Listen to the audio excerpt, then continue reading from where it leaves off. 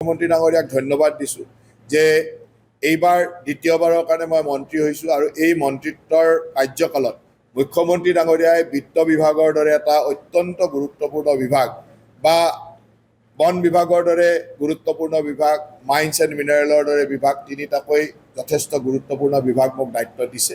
মই মুখ্যমন্ত্ৰী ডাঙৰীয়াৰ দিশ নিৰ্দেশনেৰে সম্পূৰ্ণ চেষ্টা কৰিম যাতে ৰাইজৰ সেৱাত, অসমবাসীৰ সেৱাত অসমখনক সকলো দিশত আগবঢ়াই নিয়াৰ ক্ষেত্ৰত মই কাম কৰি যাব পাৰোঁ।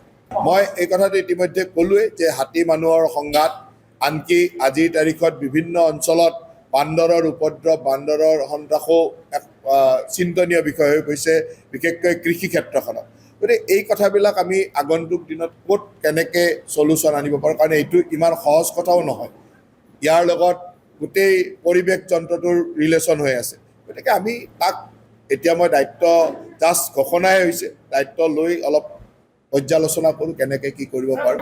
এই কথাবিলাকো চাম আমি। আমাৰ লক্ষ্যটো হ'ব যে অসম চৰকাৰৰ ৰাজহ, বন বিভাগৰ ৰাজহ কেনেকৈ বৃদ্ধি কৰিব পাৰি সেইটো আমি চিন্তা কৰিব লাগে।